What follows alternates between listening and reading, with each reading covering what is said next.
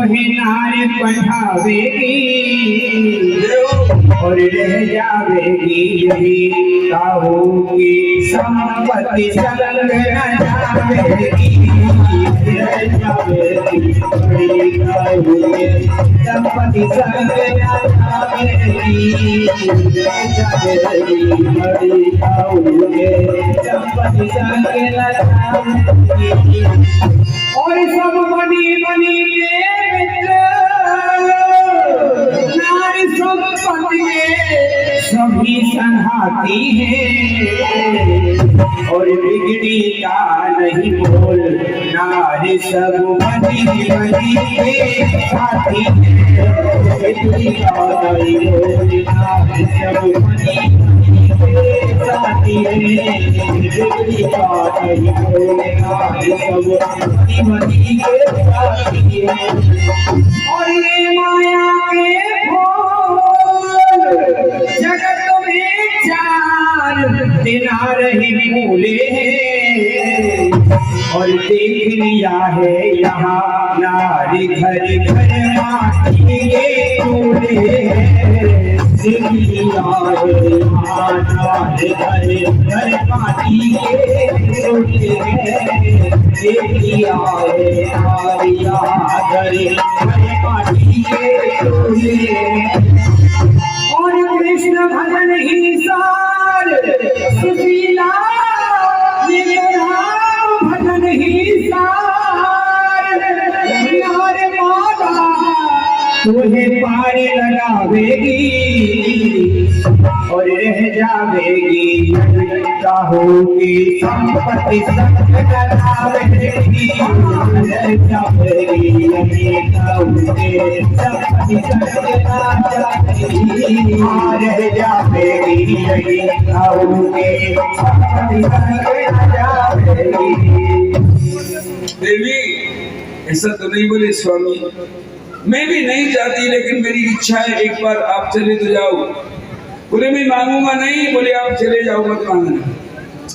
तो फिर जाऊं तो देख सुशीला वो मेरा साथी है, लोग कहते हैं भगवान भी है, वहां जाऊं तो उसके लिए कुछ चाहिए, अरे कुछ भेंट में चाहिए, तेरे तो चार चावल भी नहीं। बोले पतिदेव में मांग लाऊंगा। मांगने के लिए गई, भागवत में लिखा है या चित्वा चतुरो मुष्टिन विप्राण पृथक तंडुल चावल को कहते हैं। महाराज 4 मुट्ठी चावल 4 घरों से मांग के लाई, मिल गई, लेकिन अब बांधने को घर में कपड़ा नहीं है। फिर लिखा है चैल खंडे चिथड़े पड़े हुए थे। सुदामा के यहाँ कपड़ा जब छोड़ा जाता था जब टांका लगाने लगना रहता, उन चित्रों में रखा, पोटली बनाई और दे दी, पतिदेव आप जाओ। सुदामा जी को जब चावल मिल गई चलने को तैयार हुए। 3 दिन का भूखा सुदामा, नंगे पैर नंगा सिर, बदन पर भी कुर्ता ऐसा फटा हुआ और केवल धोती बनी थी। पूस के महीने में गई थी, भारी सर्दी, चलने लगे। सुदामा के गांव से द्वारका की दूरी 80 कोस, कैसे ब्राह्मण पहुंचेगा। लेकिन महाराज जब भगवान को चल दिए, थोड़ी दूर चले, थक गए, एक पेड़ के नीचे बैठ गए। कन्हैया सोच रही थी चल तो दिया है, भगवान ने अपनी माया को भेजा, वहां से उठा करके भगवान की योग माया ने द्वारका के बगीचा में रख दिया। थोड़ी देर बाद मूर्छा हटी, आंख खुली, कौन सा नगर है, बोले द्वारका है। आगे बढ़ी और महाराज बोले भैया हम कन्हैया के घर जाएंगे। किसी ने अनसुनी कर दी, किसी ने कहा अरे पंडित जी कहीं बाहर से आया है। बोले हाँ भाई, अरे वो यहाँ के महाराजा राज श्री श्री 108 श्री यादवेंद्र सरदार यदि कुलभूषण भगवान श्री कृष्ण, कैसे उनका नाम लिया जाता है। बोले भैया मेरा तो यार है, और काली कमली वाला मेरा यार है, मेरे मन का मोहन तू दिलदार है। काली कमली वाला मेरा यार है, मेरे मन का मोहन तू दिलदार है। तू मेरा यार है, मेरा दिलदार है, आज मेरा यार है, मेरा दिलदार है। ओए ओए ओए ओए काली कमली वाला मेरा यार है, मेरे मन का मोहन तू दिलदार है। काली कमली वाला मेरा यार है, मेरे मन का मोहन तू दिलदार है।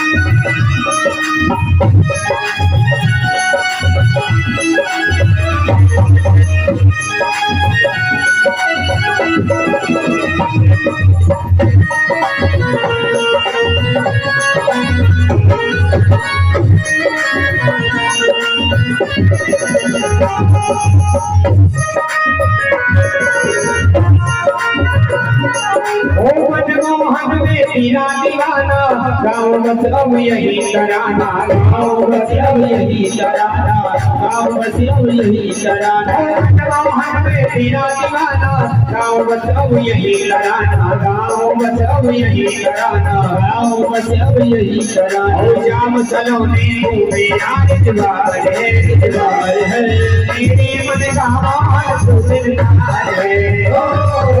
काली कमली वाला मेरा यार है, यार है, मेरे मन का मोहन तू दिलदार है।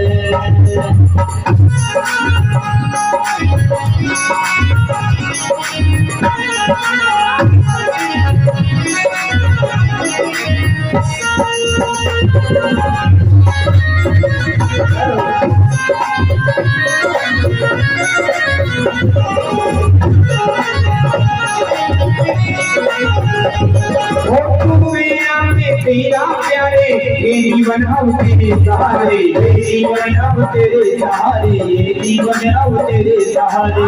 तू मेरा मैं तेरा प्यारे ये जीवन अब तेरे सहारे, ये जीवन अब तेरे सहारे, ये जीवन अब तेरे सहारे। तेरे हाथ इस जीवन की पतवार है, पतवार है, तेरे मन का वाहन है। काली कमली वाला मेरा यार है, यार है, मेरे मन का मोहन तू दिलदार है। तो अपना मान लिया है, ये जीवन तेरे नाम किया है, ये जीवन तेरे नाम किया है, ये जीवन तेरे नाम किया है। तो अपना मान लिया है, ये जीवन तेरे नाम किया है, ये जीवन तेरे नाम किया है, ये जीवन तेरे नाम किया है। तो ही बस तुझसे ही प्यार है, प्यार है, मेरे मन का मान तुझसे है। काली कमली वाला मेरा यार है, यार है, मेरे मन का मोहन तू दिलदार है। सुदामा जी पूछते पूछते आगे बढ़े। भागवत जी में द्वारपालों का वर्णन नहीं है। ये लोग कहाँ से गए थे? भागवत जी मास्टर में नहीं द्वारपाल नहीं, सीधे भगवान के पास पहुंचे। लेकिन एक नरोत्तम दास जी हैं, उन्होंने एक कविता लिखी है सुदामा चरित्र, और उन्होंने द्वारपालों का वर्णन किया है। उसके आधार पर लोग भागवत की कथा कहते हैं। भागवत को खोल के देखा जाए तो क्या नहीं है क्या है तभी मालूम पड़ता है पढ़ते। महाराज सीधे सुदामा जी पहुंचे, भगवान के दरवाजे पहुंच जाते हैं। थोड़ा रस पैदा हो जाए इसलिए द्वारपालों का वर्णन भी करते हैं कि महाराज जब भगवान वहां के महाराज थे तो भाई दरवाजे पर कोई ना कोई तो रहता होगा। किसी द्वारपाल ने रोका तो कह दो कि महाराज एक ब्राह्मण आया है। वो गया कहने के लिए महाराज ऐसा है, सिर में महाराज पगड़ी नहीं और तर में कुर्ता नहीं, शीश पगाना झगा तन पे प्रभु कटी जाने लगे पूरे जोई। पगाना झगा तन पे प्रभु जाने को आज बसों की जिया। धोती फटी सी लटी दुखटी और पाया हूँ पान की नहीं जाने घड़ों तुझे दुर्बल एक प्रयोजक सब सुना दिया हो जल्दी दयाले को धाबो बतावत आपनो नाम सुरामा पूछत जी दयाले को धाबो बतावत आपनो नाम सुरामा। ऐसा है, पूछत दीन दयाल को धाम बतावत आपनो नाम सुधामा। कहता है या कोई दीनों पर रक्षा करने वाला रहता है और अपना नाम सुदामा बताए। सुदामा का नाम कान में पड़ा, भगवत भागी दौड़ के आई महाराज सुदामा जी के चरणों में।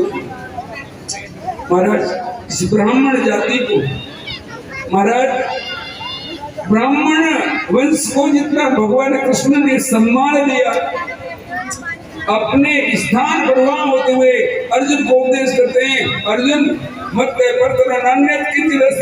मुझसे परे कुछ भी नहीं। एम सर्वमिदं प्रोक्तम सूत्रे मणगणायवा, मैं सब में पिरोया हुआ हूँ। जो इतनी बड़ी सत्ता हो और वो इतना सम्मान करे।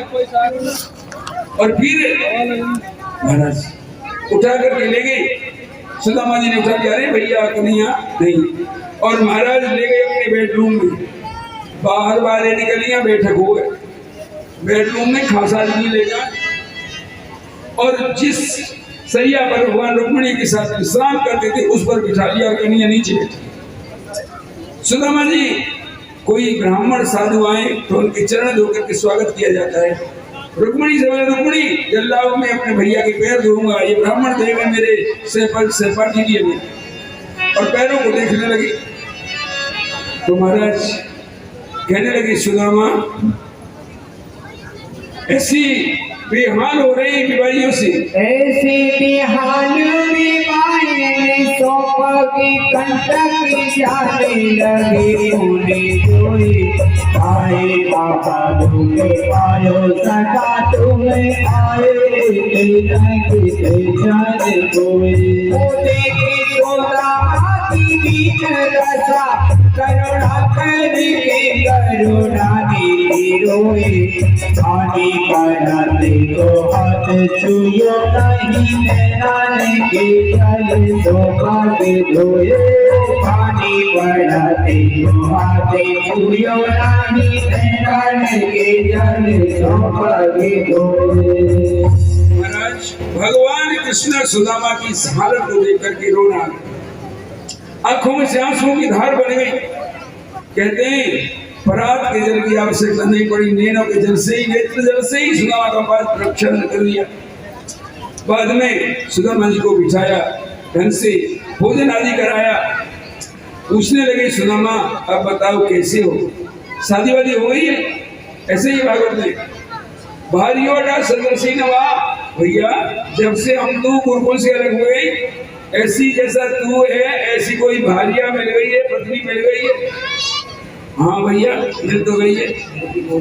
तो कहने लगे, क्यों भैया मेरे लिए कोई सौगात भेजिए, भाभी ने कुछ लाया है। अब सुदामा ने वो चावल अपने बगल में धोखा दिया। भाई गरीब आदमी है, मालदार के घर में घुसत में लगे, बोले भाई ये तो बहुत ज्यादा बड़ा आदमी है, आगे यहाँ तो काजू की बर्फी चाहिए, ये का सूखे चावल ले आए। एक बात है, भगवान से बड़ा कोई नहीं, लेकिन महाराज उसके पास तो आप जो कुछ भी लेके चले जाओगे उसी से संतुष्ट हो जाता है।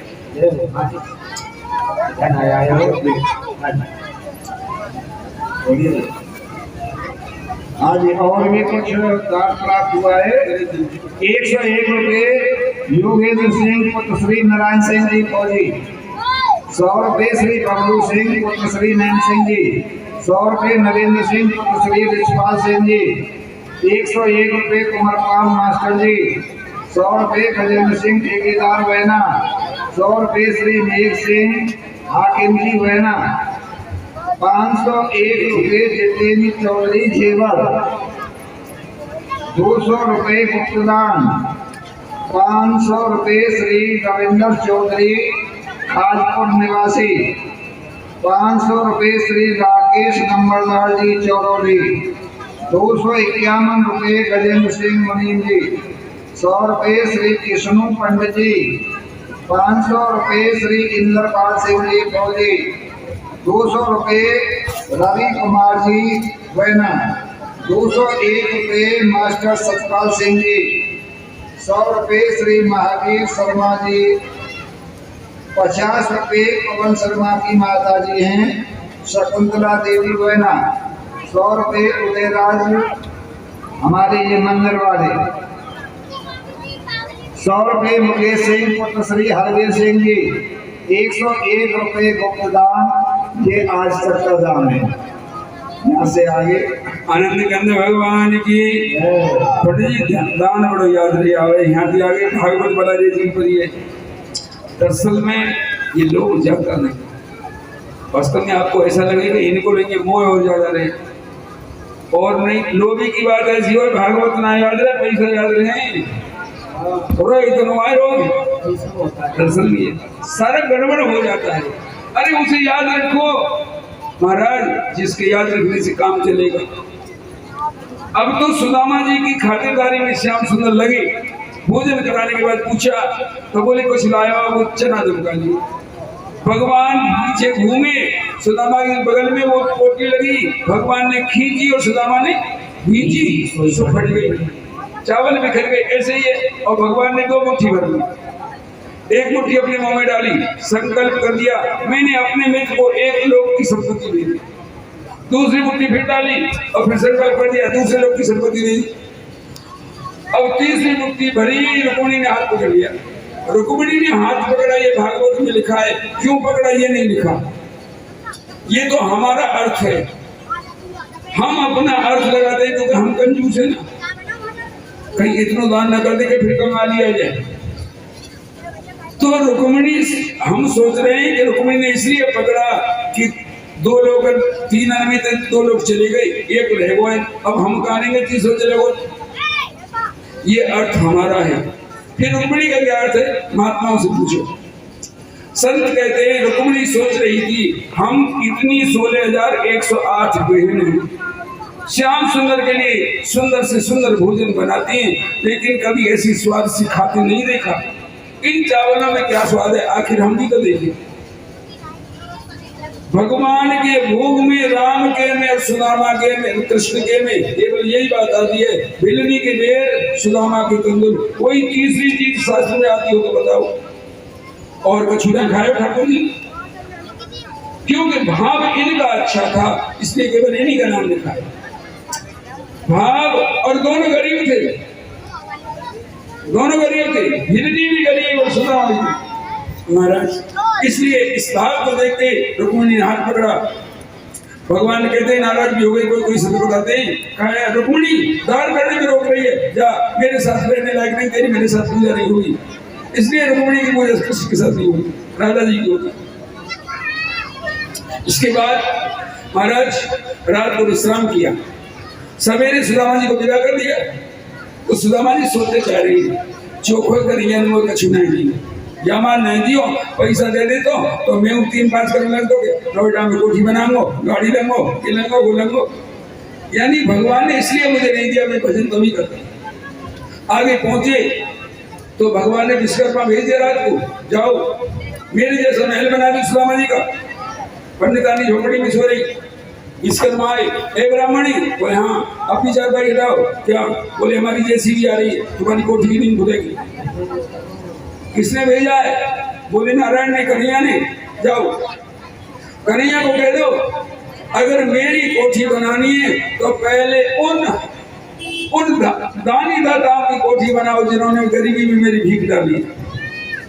से हम भी कभी कभी सोचते हैं जब हमारा काम भागवत चले हो, हमारा तो चले हो यही, तो महाराज जिन्होंने भी हमें दिया उनके लिए सोचते हैं प्रभु तो उनको दोनों हाथों से देना और मेरे से भी ज्यादा देना। कहते हैं चिड़ी चोंच भर ले गई, नदी घटो नहीं नीर, दान किए धन नागत गए गई सदी कर दी। दान करने से धन कभी घटता नहीं पड़ता है महाराज। अब तो सुदामा जी पहुंचे, जाकर के महाराज पूरा द्वारका बनी। सुदामा जी बोले जड़ी लांग गए हो, रास्ता भूल गो, कि दूसरे हाईवे पे पड़ी हो कि का चक्कर रुक। सुदामा की पत्नी सुशीला देख रही थी, कोठी में से ऊपर से उतर के आई, फिर पकड़ लिए। सुशीला क्या बात है महाराज, हम तो रात को झोपड़ी में सोए और जगे तो ये संपत्ति प्रभुने गई, कृपा करी जगदीश, सुदामा को संपत्ति दी। आगे आता है भगवान ने देखा कि यह महाभारत हो गया, धर्म का राजा गया, लेकिन अभी मेरा वंश बाकी है। कुछ ऐसे अवतार होंगे जो मेरी छत्र छाया में पाप करते होंगे, आज भी हैं। पेश बढ़िया बना लिया और लोगों को ठगना चालू। तो ऐसे आदमी विचार करो, भगवान ने सोचा कि मेरे खानदान में उदय अवतार होंगे। जब भगवान खानदानी ने न सोच सके न छोड़ेंगे तो कि जो भगवान को नाम लेके दुनिया लूटेंगे, इन्हीं का छोड़ेंगे। महाराज भगवान की प्रेरणा से सप्तऋषि द्वारिका पहुंचे। भगवान कृष्ण के खानदान के बालक जन बुद्धि कैसे विकार हुआ। सांब भगवान का बेटा था, वह साड़ी बांध गई और पेट पे बांध गई, कपड़ा बांध दिया गई और घूंघट मार के लगे महात्मा के लिए। महाराज जी नमो नारायण। बनावटी श्रद्धा, असली श्रद्धा नहीं थी। और जाकर के कहा महाराज ये हमारे खानदान में नहीं बहू आई है। बाबा ने पूछी जो चाह रही है आपने, तो बोले ना शर्मावे, हमें लाइए हमारे कि मेरे छोड़ा होगा तो छोड़िए। अब महात्मा ने ध्यान किया और गुस्सा आ गया। भगवान की छाया में रहने वाले संतों से उपहास करते, उनकी मजाक उड़ाते। अरे मूर्खो, इसके अंदर से तुम्हारे कुल को नाश करने वाला मूसल पैदा हो। साफ दे दिया, बस कपड़े हटाए, लोहे का एक मूसल बन गया, उससे उग्रसेन के पास ले गए। महाराज साफ दे दिया महात्माओं ने, बोले किसी को नष्ट कर दो, हमें क्या नष्ट करेगा। उस मूसल को रेती से घिस दिया, घिसते घिसते घिसते एक कील रह गई जो नहीं घिसी, फेंक दी। मछली निकल गई, मछली जाल में फंसी, जरा नाम के बहेलिया को मिली, उसने मछली को चीरा, वो कील निकली। बोले बड़ी पहनी है, अपने तीर में लगा दिया, यही तीर कन्हैया के पैर में लगा। महाराज उस कील का जो चूरा लहरों से किनारे पे लगा और समुद्र के किनारे एर का नाम की घास खड़ी हुई, उसी से यदुवंश का विनाश हुआ। इसके बाद उद्धव जी ने देखा भगवान कृष्ण के मित्र मंत्री कि अब उपद्रव होने भगवान के पास आई। महाराज प्रभु अब बोले अब मैं अपनी लीला पूरी करूंगा, मुझे अपने साथ ले चलो। भगवान कहते उद्धव इस दुनिया का नियम है, न कोई किसी के साथ आता है न जाता है। एक विलक्षण बात है, हम जितने भी साथ हैं एक भी न साथ आया है न एक भी जाएगा। तो महाराज इसलिए उद्धव मेरे साथ नहीं जाएगा। बोले मुझे महाराज आपके बिना अच्छा नहीं लगेगा। तो एक बात बताऊं मैं, अच्छा लगने की, तू बस मेरा स्मरण करते रहना और मेरा स्मरण करते रहेगा तो तुझे ऐसे ही लगेगा मैं तेरे साथ हूं। और उद्धव को फिर बताया, उद्धव ये अपने आप की बात होती है, अपने आप ज्ञान प्राप्त होता है, गुरु के द्वारा ज्ञान प्राप्त किया जाता है। 24 गुरुओं की कथा सुनाई। देखो मंत्रदाता गुरु होते हैं, दीक्षा गुरु एक होते हैं और शिक्षा गुरु कितने ही हो सकते हैं। मैंने ये भागवत की ये कथाएं सुनाई ना, मैंने बहुतों से सीखी। ये भजन जो आपको सुनाते हैं, कहीं हमने बेटियों से सुना, कहीं महात्माओं से सुना, कहीं किसी से सुना, ऐसे खतरा कैसा। तो वो हमारे गुरु ही। आपके शिक्षा गुरु कितने ही हो सकते हैं। 24 गुरुओं का नाम बताया मैंने। पृथ्वी का गुरु बताया, पृथ्वी का नाम है क्षमा। मैंने एक दिन कहा भी था, बदला लेने से दंड देने की वजह क्षमा कर देना बहुत बड़ी चीज है। दंड देने की वजह क्षमा कर देना, हो सके तो किसी को क्षमा कर दो। महाराज तुम्हारे जीवन में जीवन भर शांति रहेगी। अगर तुमने किसी को दंडित कर दिया तो शायद कमी न कमी बोले भाई वो हाथी और रो पर हमने नहीं माना, आपको आसान नहीं है। तो क्षमा पृथ्वी का, पृथ्वी सबको क्षमा करती है। कोई चट्टी करता है, पेशाब करता है, पूजा करता है। महाराज कहते हैं मैंने वायु को गुरु बनाया। वायु असंग रहती है। वायु अगर बारी में से गुजरेगी, गंदी हो जाएगी, आगे चल करके वही वायु फिर शुद्ध हो जाएगी। बगीचा में से गुजरेगी, सुगंध हो जाएगी, आगे चल करके सुगंध को भी छोड़ देगी। ऐसे आप जैसी स्थिति में हो ऐसी में रहो। थोड़ी देर के लिए हलचल हो जाए कोई बात नहीं, अपनी उसी स्थिति में आ जाओ। 24 गुणों का अजगर को गुरु बनाया, प्रारब्ध से जो मिल जाए महाराज वही पेट भर में। इसके बाद कहते हैं मैंने पतंगा को गुरु बनाया, पतंगा दीपक पे जल जाता है। ये 5 विषय रूप रस गंध शब्द स्पर्श। पतंगे में रूप देखने का विषय होता है, मर जाता है। मछली में रस का विषय होता है, मर जाती है, क्योंकि उस मछली के कांटे को वो निगल लेती है मछली। रूप रस गंध, भोरा में गंध लेने का गुण होता है, फूल में बंद हो जाता है, मर जाता है। रूप रस गंध शब्द महाराज, ये रूप रस गंध शब्द स्पर्श का दोष होता है। हाथी में शब्द का भी दोष है। तो ये 5 दोष अलग अलग 5 जीवों में होते हैं, मर जाते हैं। ये 5 दोष अगले आदमी में होते हैं। रूप का दोष इसमें, गंध का दोष इसमें, महाराज स्पर्श का दोष इसमें। फिर अगर आपको अपना जीवन सुरक्षित करना है तो इन 5 ज्ञानेंद्रियों को परमात्मा की ओर लगा दो। एक वेद का मंत्र है, भद्रम करने भी सुनियाम देवा। अगर कानों से सुनना है तो भागवत कथा सुनो। आप कहोगे कि नहीं रागनी भी सुनी जा सकती है, वह सुनी जा सकती है, लेकिन कैसे?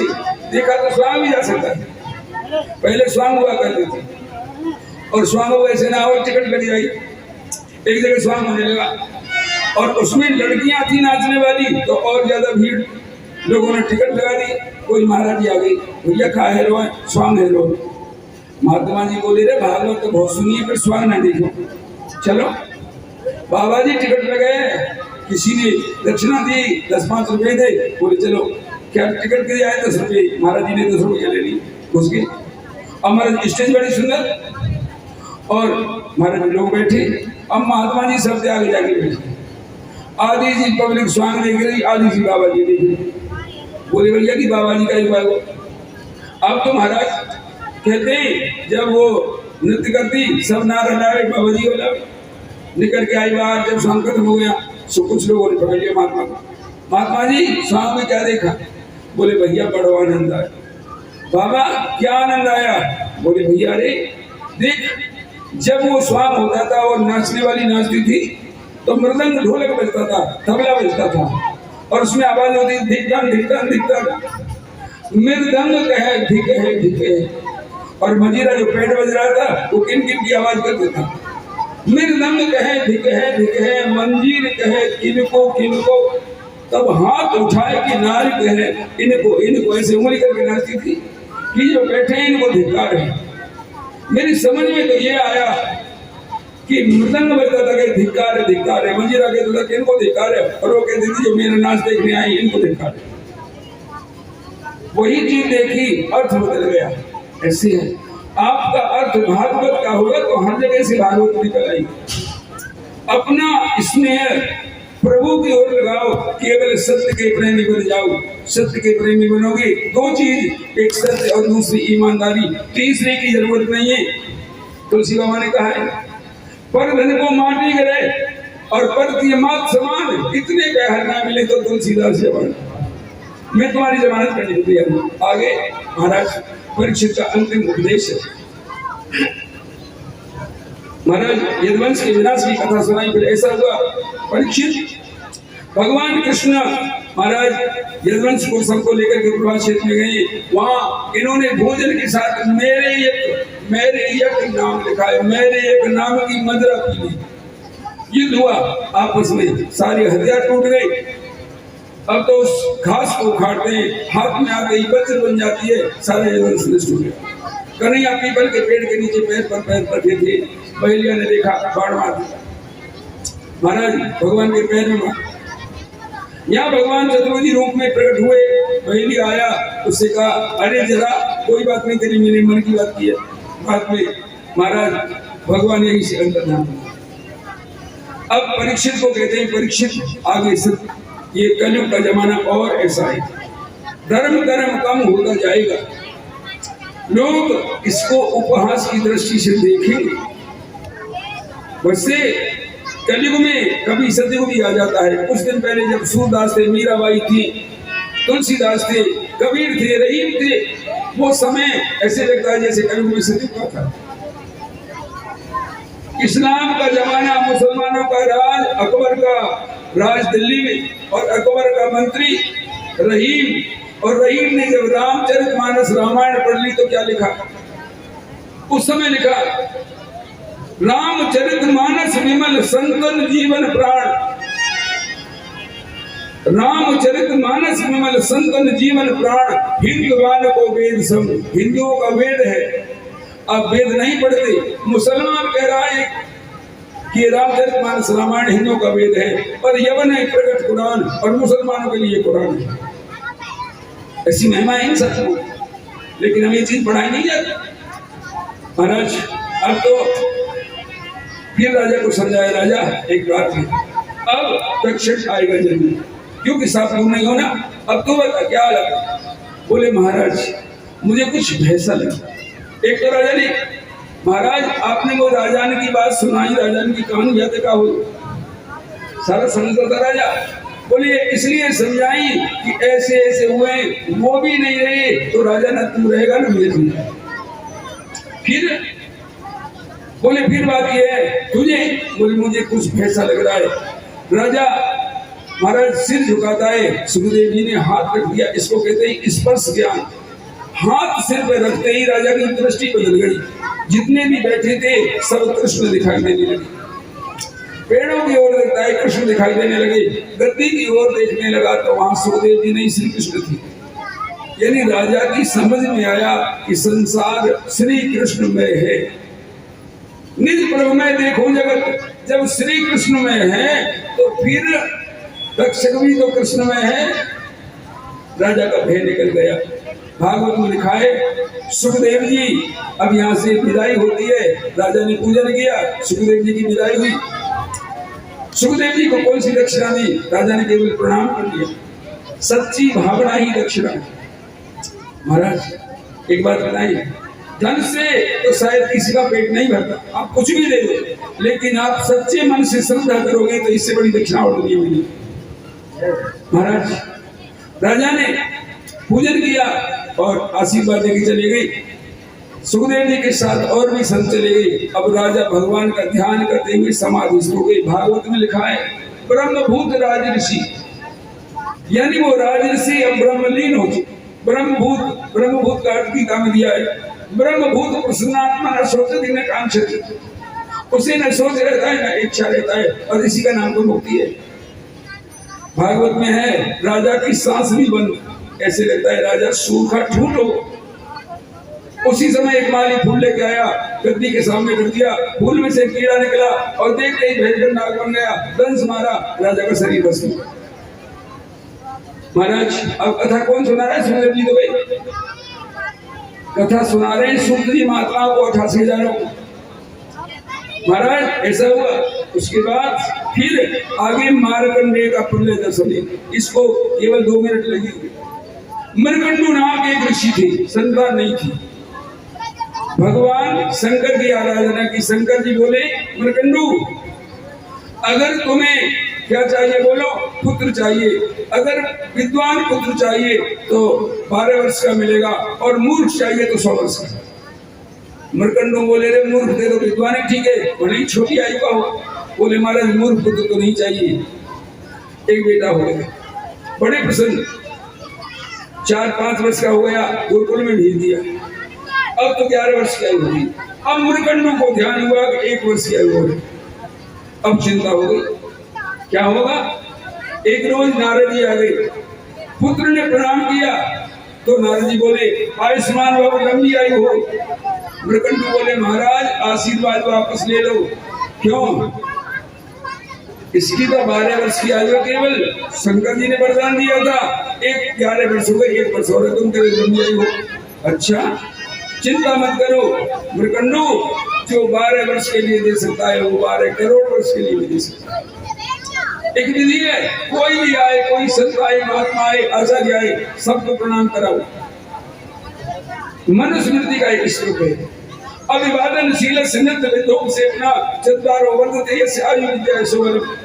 अपने बड़ों का जो अभिवादन करते हैं, सम्मान करते हैं, प्रणाम करते हैं, उनकी 4 चीज बढ़ती है, आयु बढ़ती है, उनका बल बढ़ता है, उनकी विद्या बढ़ती है और उनका यश बढ़ता है। लोग कहते हैं हमारे बालक को दूर प्रणाम कराया करो रोज, अपने बड़ों को, माता को, पिता को, दादाजी को और को सबको राम नाम करना सिखाओ, होशियार हो जाएगा। महाराज इसके बाद ये सनत कुमार आ गए, उसने प्रणाम किया, उन्होंने यही वरदान दिया, उनसे भी यही बात, ये काम करो, तुम रोज 1000 बिल्व पत्र चढ़ा के शंकर जी की आराधना करो। मंत्र बतावे त्र्यंबकम यजामहे सुवर्णम पुष्टिवर्धनम उर्वारुकम वंदनामृतम क्षमामृतम। इस मंत्र से रोज पूजा करता है। आखिर वर्ष बीत गया, अंतिम दिन मृत्यु का दिन था। उस समय मार्कंडेय बैठे पूजा कर रहे थे मंदिर में। यमराज ने दूध भेजे, लाओ। बोले महाराज तो पूजा कर रहा, हमारी हिम्मत ना पर रही मंदिर में घुसने की। अरे बुद्धू, मेरे यहाँ तो एक क्षण भी ज्यादा नहीं। दरवाजे पे यमराज प्रकट हो गई, मार्कंडेय चलो, आयु पूरी। बोले महाराज एक बेल पत्र रहो यार, सवाल कर लेंगे। नहीं, हाथ पकड़ कर खींच लगे और महाराज मार्कंडेय ने शिवलिंग की जेल बोली। अब के जो कल्याण निकला है मार्च में, उसमें यही दृश्य है। शिवलिंग की जेल बनी और महाराज शंकर भगवान को गुस्सा आया, ये बुद्धू मेरे शरण में आए हुए खींच रहा है। शंकर जी प्रकट, बोल शंकर भगवान की जय हो। त्रिशूल हाथ में और यमराज को नीचे गिरा लिया और मारने बोले तेरी फंदा काटी। भगवान विष्णु, इंद्र, शंकर, ब्रह्मा जी सब आगे बोले महाराज ऐसा मत करना, वो ऐसी ही पब्लिक बढ़ रही है और ये मार में मारो और मेरे को तो फिर दैया चले जाए। बोले तो मैं अब इसको नहीं मरने दूंगा। और मार्कंडेय को अमर कर दिया। कहते हैं वो इस क्षेत्र में, आपके तर्पण क्षेत्र में जो स्थान है ना मारव, यही तपस्या करते थे। भागवत तो भैया बहुत बड़ी है, अपने को तो इतना ज्यादा नहीं है। आपने और हमारे विनय कुमार जी ने बस एक बात, बाहर के सम्मान देते हैं तो कुछ लगता है, लेकिन जब अपने सम्मान देते हैं तो ऐसे लगता है कि कुछ प्राप्त विशेष है। महाराज आपने जिस सम्मान से मुझे सम्मान दिया,